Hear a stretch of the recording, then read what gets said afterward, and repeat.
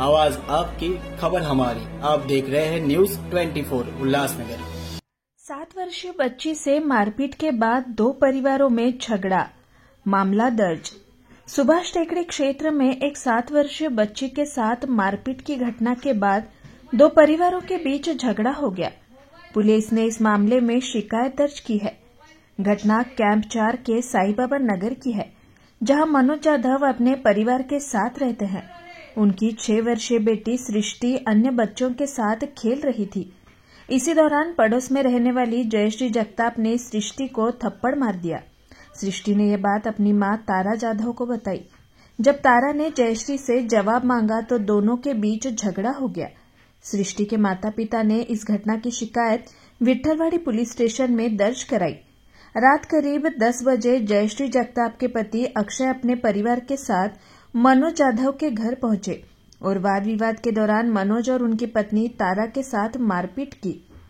इस घटना में मनोज के सिर पर चोट आई। घटना का सीसीटीवी फुटेज भी सामने आया है। तारा जाधव ने पुलिस से मांग की है कि जगताप परिवार के खिलाफ कड़ी कार्रवाई की जाए। मी साईबाबा नगर मध्ये राहिले, सुभाष टेकडी आंबेडकर चौक।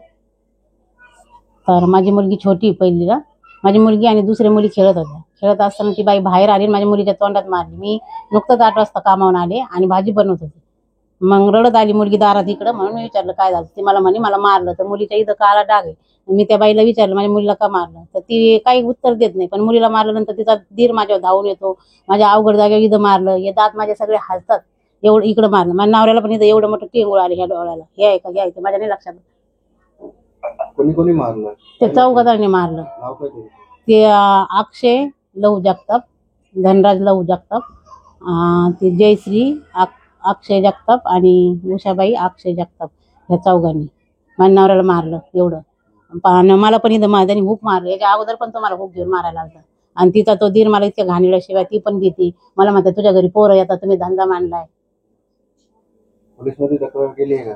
केली रात्री आम्ही, पण काहीच नाही। आम्हाला सेंट्रल हॉस्पिटल जा म्हणलं, दिलं पाठवून। आणि तो म्हणतो मला मारलं त्यांनी। इथं शर्टाच्या आतून त्याला काहीच नाही, शर्टाच्या आतून रक्त निघलं थोडं। त्यांनी काय केलं माहित नाही, स्वतःने मारून घेतलं काय। शर्ट बिल्ट कुठं नाही फाटलेलं। माझ्या नवऱ्याचे एवढे बटणं तुटले, माझ्या नवऱ्याला इथं एवढं लागलं, एवढं कापलंय, इथं डोक्यात एवढं मोठं रक्त निघतं। आम्ही हॉस्पिटल आल्याच्या नंतर डोळ्याला एवढं मोठं काळं झालं, सगळं रक्त साकळलं, एवढं सगळं रात्रभर दुखते पूर्ण। आता तुमची मागणी काय? माझी मागणी एकच आहे, मी दिवसभर कामाला जाते, सकाळी 8 ते संध्याकाळी 8 वाजेपर्यंत। माझी मुलगी एकटीच घरी असते, आम्ही कोणाच्या आद्यात नाही जात। माझी मुलगी खेळत असते, हे लोक असंच राहून त्रास देतात मला। कामाला धंद्यात काहीच कारण नाही माझ्या मुलीला मारायचं। याच्या आधी काय झालंय का?